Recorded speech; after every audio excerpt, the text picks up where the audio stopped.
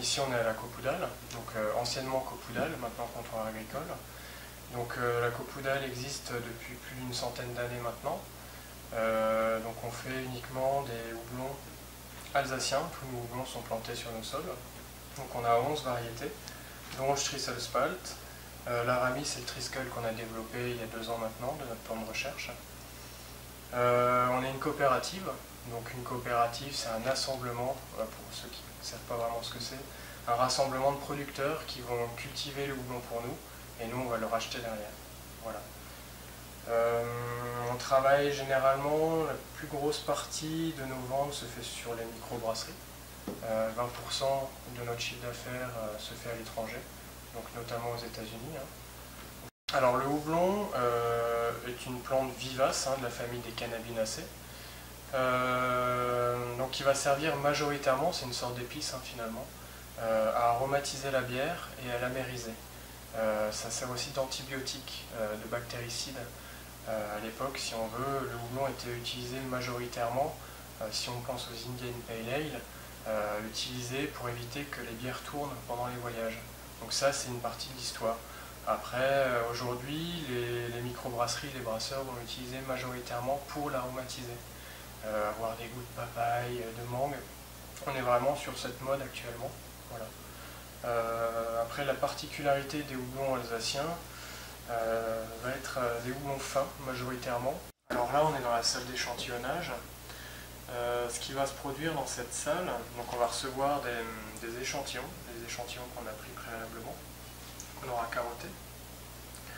On va mettre une partie du houblon sur cette table qui va faire ressortir plus la couleur derrière.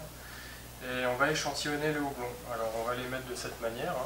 Généralement on va les identifier par une petite feuille, et avec une feuille de marquage, comme si on notait quelqu'un finalement. On va regarder sur ces houblons la couleur déjà, donc si elle est bien verte, si le houblon n'a pas été oxydé au préalable. Donc l'oxydation, là je peux regarder le houblon un petit peu déjà du temps passé. L'oxydation, on va retrouver des cônes qui sont sous cette couleur un peu brunâtre. Donc ça, on va essayer d'avoir ça au minimum dans nos houblons. Regardez si des feuilles sont présentes par exemple, si le séchage a bien été fait également. La taille des cônes, l'effeuillement, si par exemple, là on a un houblon qui est un peu vieux malheureusement, qui a été pas mal bousculé, donc on a des feuilles de ce type. Donc ça va donner une note finalement au producteur derrière.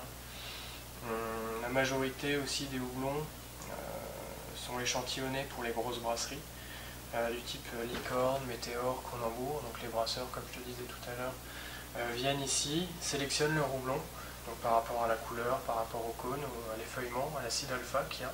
À savoir que suivant le lot, on peut avoir la même espèce de houblon, mais suivant le lot des parcelles par exemple, on va avoir des acides alpha qui sont plus bas ou plus élevés, ou une humidité qui est plus haute ou plus basse. Voilà. Nous aussi, notre travail avec mon collègue, lors du développement de la recherche variétale, par exemple, on a une recherche variétale ici, on va prendre le houblon, regarder l'arôme aussi qu'il y a derrière, donc on va le frotter dans les mains, finalement pour extraire un peu la lupuline, et puis noter l'arôme qui en dégage. Donc là on est sur un Strisselspalt,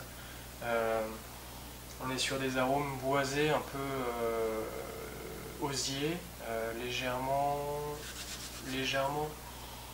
mentholés, épicés, un peu poivrés.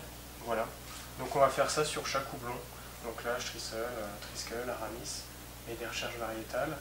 Et ce qu'on va faire également, on est en collaboration avec des laboratoires et des écoles du type IFBM, La Rochelle, qui vont utiliser nos houblons. On va leur dire, écoutez, voilà, on aimerait savoir ce que le houblon va ressortir dans la bière. Donc on va leur donner une fiche de brassage qui vont suivre. Et nous, après, derrière, on aura dégusté les bières qui nous rendent par rapport à ces recherches variétales. Voilà, tout simplement. Il y a différentes étapes d'addition.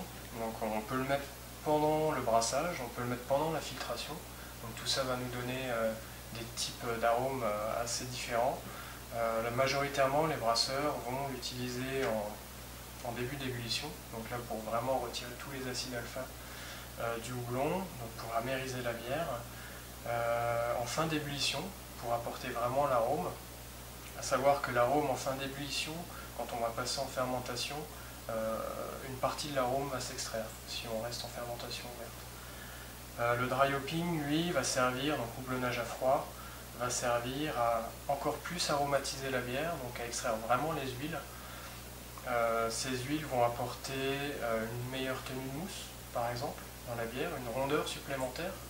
Une partie des acides alpha vont se retrouver dans la bière, donc il n'y a pas d'isomérisation, on ne gagne pas forcément en amertume.